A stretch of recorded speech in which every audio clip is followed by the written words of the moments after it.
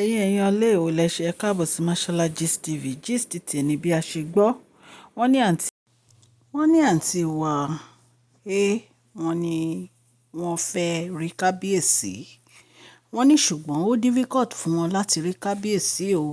Wọ́n nítorí pé gbogbo ìgbà tí wọ́n bá ń gbé ìgbésẹ̀ wípé àwọn fẹ́ rí kábíyèsí, òun ní kábíyèsí wọn fún wọn ní ààyè láti rí kábíyèsí. Wọ́n ní ìgbà tí àǹtí wa gbọ́ pé kábíyèsí ń lọ sí UK, wọ́n ní bí àǹtí wa bí wọ́n ṣe gbéra nìyẹn tí wọ́n gba UK lọ. Wọ́n ní ìgbà tí àǹtí wa dé UK, wọ́n ní ilé kábíyèsí tó wà ní UK, wọ́n ní àǹtí wa lọ ránṣẹ́ sí kábíyèsí pé àwọn fẹ́ rí kábíyèsí torí ara àwọn ò yá, àwọn fẹ́ wà pẹ̀lú ọkọ àwọn. Wọ́n ní ṣùgbọ́n ìgbà tí àǹtí wa dé ilé yẹn, wọ́n ní àwọn ọmọ iléèwé oríṣiríṣi àti àwọn èèyàn tó pọ̀ ni wọ́n wá dúró de kábíyèsí nítorí pé àwọn ọmọ iléèwé yìí gan wọ́n ní problem pẹ̀lú school fees wọn tí ìjọba UK dẹ̀ fẹ́ lé wọn lọ sí Nàìjíríà padà. Ẹ̀yin èèyàn lé ẹ mọ̀ pé kábíyèsí jẹ́ aláàánú ènìyàn tó jẹ́ pé gbogbo àwọn ọmọ iléèwé mi gan àwọn ni wọ́n ń sanwó school wọn tó ń fún wọn ní scholarship. So bàbá wa ń gbé ìgbésẹ̀ yìí, ó ti pẹ́ tó ti ń ṣe o, wọn ṣẹ̀ṣẹ̀ máa ṣe o torí wọ́n ní scholarship list èyí tó jẹ́ pé wọ́n ń tọ́jú àwọn ọmọ iléèwé. Ìgbà kan ni a gbọ́ pé àwọn ọmọ Awólọ́wọ̀ University wá dúpẹ́ lọ́wọ́ wọn ní Ilé Ifẹ̀. Ẹ̀yin èèyàn lé àìmọye èèyàn ní kábíyèsí ti rán lọ school tó jẹ́ pé àwọn gan ti di èèyàn ńlá bí a ṣe ń sọ̀rọ̀ yìí. Ẹ̀yin èèyàn lé allegedly bí mo ṣe ń sọ̀rọ̀ lọ o, bí àǹtí wa ṣe dé London nìyẹn o, wọ́n lọ bá kábíyèsí. Wọ́n rò pé táwọn bá dé London at least á easy fáwọn láti rí kábíyèsí. Wọ́n ní ìgbà tí wọ́n máa dé ibẹ̀, wọ́n ní kábíyèsí rí àwọn àlejò yìí títí di òru ni. Wọ́n ní ilẹ̀ ti ṣú. Wọ́n ní bí kábíyèsí ṣe ránṣẹ́ sí, ìgbà tí kábíyèsí gbọ́ mẹ́sẹ̀jì àǹtí wa pé ó ń dúró de kábíyèsí, ó fẹ́ wà pẹ̀lú ọkọ òun, òun nídìí kí kábíyèsí rí òun tó rárá òun ìyá òun fẹ́ rí kábíyèsí. Wọ́n ní bí kábíyèsí ṣe ránṣẹ́ sí nìyẹn pé kó lọ rí dókítà. Wọ́n ní àǹtí wa bú sẹ́kún ni o, ẹ̀yin èèyàn lé. Wọ́n ní àǹtí wa bú sẹ́kún ni o pé kí ló dé tó jẹ́ pé ọ̀rọ̀ tí kábíyèsí máa sọ fóun nìyẹn. Wọ́n ní kábíyèsí ní kó lọ rí dókítà tí ara ò bá yá. Wọ́n ní ìgbà tó máa fi di ọjọ́ kejì kí àǹtí wa tó jí, kábíyèsí ti gba airport lọ bó ṣe fèsì Nàìjíríà padà nìyẹn. Ẹ̀yin èèyàn lé allegedly nǹkan tá a gbọ́ nìyẹn o. Ẹ jẹ́ kí n kí ẹ̀yin olólùfẹ́ mi ní ilé lóko àti lẹ́yìn òde wípé ẹ káàbọ̀ sí Mashola Gist TV. Mashola Gist TV ń kí yín. Mashola Gist TV ń kí yín. Adúpẹ́ atọ́pẹ́dá. Mashola Gist TV ń kí yín. Mashola Gist TV ń kí yín o. Ó ní ẹ ṣé o lọ́wọ́ ọkùnrin, lọ́wọ́ obìnrin, lọ́wọ́ ọmọdé, lọ́wọ́ àgbà. Lórí gbogbo bẹ́ẹ̀ ṣe ń comment, tẹ̀ ń like, tẹ̀ ń share. Adúpẹ́ ní ọwọ́ gbogbo yín. Mashola Gist TV ń kí yín. Ẹ̀yin olólùfẹ́ wa ẹ káàbọ̀ sí Mashola Gist TV. Ṣé àlàáfíà ni ẹwà gbogbo lè ń kọ́? Orúkọ mi ni Mashola kò yí padà. A máa ń sọ̀rọ̀ nípa celebrity gist, royal gist, politics àti gbogbo nǹkan tó ń ṣẹlẹ̀ ní agbègbè orílẹ̀-èdè bàbá wa ní ilẹ̀ Nàìjíríà. A ń sọ̀rọ̀ nípa celebrity gist, royal gist, politics àti gbogbo nǹkan tó ń ṣẹlẹ̀ ní orílẹ̀-èdè wa. Ẹ̀yin èèyàn lè tẹ́ bá ti subscribe, ẹ tẹ notification bell kẹ́ ẹ subscribe so that a bá ti post any gist ẹ máa rí. A ń sọ Yorùbá lórí channel yìí nítorí pé a fẹ́ gbàgbé àṣà àti èdè wa. Ẹ̀yin èèyàn lé à ń ṣe advert lọ́lọ́kùn òjọ̀kan lórí channel yìí, ẹ kàn sí wa ní Mashola Gist TV. Ọlọ́run Elédùmarè á bá mi gọ́wọ́ yín sókè o. Ọlọ́run Elédùmarè á bá mi ran gbogbo yín lọ́wọ́ o. Òkè òkè ni ọlá yín á máa lọ o. Ọlá yín ò ní lọ ìsàlẹ̀ láíláí. Ẹ̀yin èèyàn lé bí a ṣe gbọ́ nìyẹn tí wọ́n ní kábíyèsí wọ́n gba Nàìjíríà lọ ní ọjọ́ kejì. Wọ́n ní àǹtí wa sunkún. Ṣé ẹ mọ̀ pé àtìgbà tí àǹtí wa ti wà ní Nàìjíríà kò rí kábíyèsí?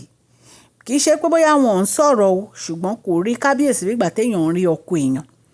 kábíyèsí ò ní time fún wọn láti wá sí inú palace bá a tiẹ̀ tún ṣe gbọ́gàn restriction ti wà fún wọn ó níbi tán lè wọ̀ nínú palace ó ní time tán lè wá sínú palace wọ́n ní kò dàbí tìgbà kan tó yẹ pé wọ́n máa ń wọnú palace nígbà tó bá wù wọ́n wọ́n ní ní ìsìn wọ́n ní tán bá wọnú palace ó níbi tán lè wà wọn kàn lè máa lọ anywhere nínú palace yẹn torí wọ́n ní wọ́n ti kẹ́rù wọn lọ sí ilé tí kábíyèsí rà fún wọn wọ́n níbẹ̀ náà ń gbé wọ́n ní kì í ṣe pé wọ́n ń wá nu palace wọ́n ní bọ̀ tí wọ́n bá ní activity àbí tí wọ́n bá wà lórí schedule wọ́n ní schedule event wọ́n ní Dr. Elizabeth ló ń ṣe wọ́n ní tí wọ́n bá ní event wọn kàn lè wá sínú palace àfi tí kábíyèsí bá ní bóyá wọ́n fẹ́ bá wọn sọ̀rọ̀ or any other thing so wọ́n ní restriction yẹn wọ́n ní kì í ṣe kékeré wọ́n ní so nǹkan tí àǹtí wa fi gba London lọ nìyẹn bóyá òun lè rí kábíyèsí ní London wọ́n ní bọ̀ pàbó ló tún já sí ńgbà tó dé London o wọ́n ní kábíyèsí ò ní time fún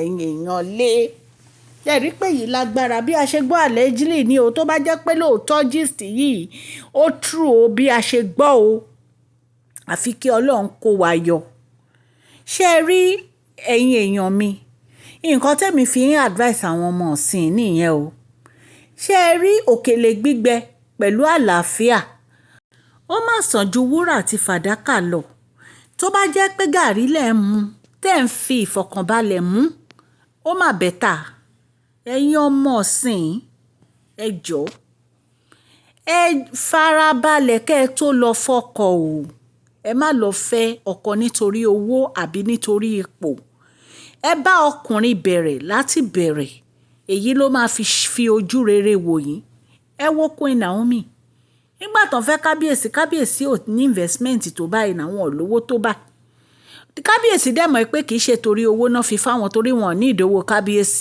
nígbà yẹn ẹ ṣáà mọ̀ pé Queen Naomi she is a prophetess àdúrà ni wọ́n ń gbà kiri ńgbà yẹn wọ́n dẹ̀ ní ibi tó ti ń ṣe crusade kiri wọn ò ranjú mówó wọn ò ranjú mógún wọn ò ranjú mọ́ anything kò dẹ̀ ń ṣàwọn náà lọ fẹ́ kábíyèsí ló wá wọn kiri kábíyèsí ló love wọn ló ń wá wọn kiri ṣùgbọ́n ẹ̀yin ẹwà àwọn olórí fúnra ara wọn náà ń gbéra wọn wá bá kábíyèsí báwo ni ọkùnrin gan ṣe fẹ́ appreciate irú obìnrin báyìí kẹ́ ẹ máa tira yín mọ́kùnrin lọ́rùn báwo ni ọkùnrin ṣe fẹ́ appreciate irú obìnrin báyìí ẹ sọ fún mi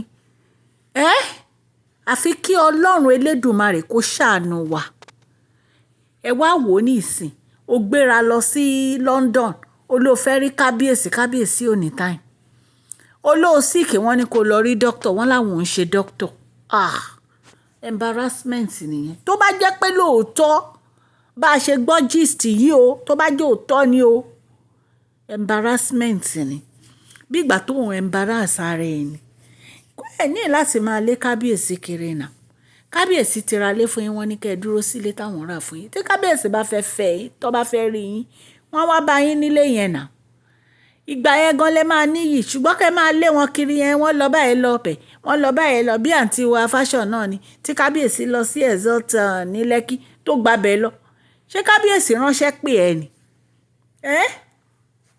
wọ́n ní nǹkan tójú ń bá wá lójú ń rí náà ṣùgbọ́n tẹ́ bá gbọ́ràn sọ́kọ yín lẹ́nu tẹ́ dúró síbi tó fẹ́ yín sí tọkọ yín bá mì sí tó bá ronú kàn yín á wá Ọlọ́run á ṣàánú wa o ẹ̀yin aráalé so ẹ̀yin ọmọ ẹ̀yin obìnrin ìwòyí tẹ́ bá tí ì lọ́kọ ẹ jọ̀ọ́ ẹ ṣe sùúrù kì í ṣe gbogbo nǹkan ó gbọ́dọ̀ jẹ́ nítorí owó lèèyàn fi ń ṣe àbí nítorí ipò èèyàn lè fi ìfẹ́ ṣe nǹkan tó jẹ́ pé ọkùnrin yẹn lè má nílé ní ṣùgbọ́n tó bá dọ̀la á ní á dẹ̀ kàn yín ẹ̀rọ tó bá dẹ̀ ní á fi mọ̀ yín lóòótọ́ àwọn ọkùnrin kan ya èèyàn burúkú tó yẹ pé tóbìnrin bá bá wọn jìyà wọn kì í fi mọ́ obìnrin o ṣùgbọ́n kì í ṣe gbogbo ọkùnrin àwọn ọkùnrin míì wà tó jẹ́ pọ́n sì dá ṣó ti yé yín àwọn ọkùnrin míì wà tó jẹ́ pọ́n sì dá ẹ wo kábíyèsí nàgbà tí Queen Naomi wà ní palace wọn ò ṣe nǹkan pàtó fún wọn ṣùgbọ́n ní ìsìn gbogbo nǹkan tí Queen Naomi bá láwọn fẹ́ náà ń ṣe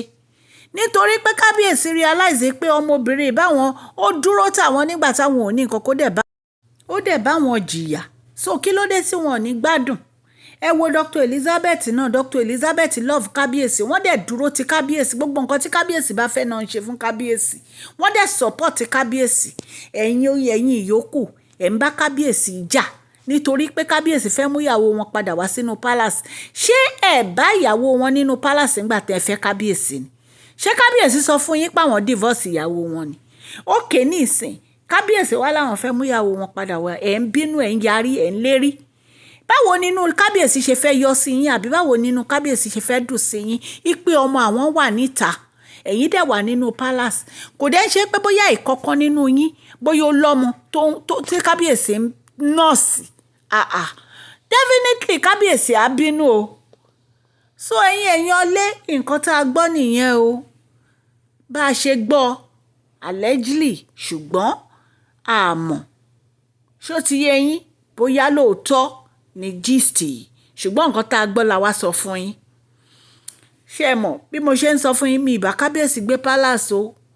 Ọlọ́run Elédùmarè aláàánú á wà pẹ̀lú kábíyèsí o, á dẹ̀ wà pẹ̀lú Queen Naomi, á dẹ̀ wà pẹ̀lú Dr. Elizabeth. Gbogbo etí tó ń gbọ́ mi, mo dúpẹ́ lọ́wọ́ yín o fún àdúrótì yín lórí channel wa. Mo dúpẹ́ nítorí pé ẹ fi wá sílẹ̀ ní ìgbà kọ̀ọ̀kan. Ọlọ́run Elédùmarè aláàánú kò ní fi ẹ̀yin náà sílẹ̀ o. Gbogbo ẹ̀yin ọkùnrin tó jẹ́ pé ẹ wà ní orílẹ̀-èdè ayé, I wish you happy Father's Day. Ní agbára Ọlọ́run ẹ̀ ní fi ọwọ́ gbé ọmọ sin o. Òkè òkè ní ọlá gbogbo yín á máa lọ o.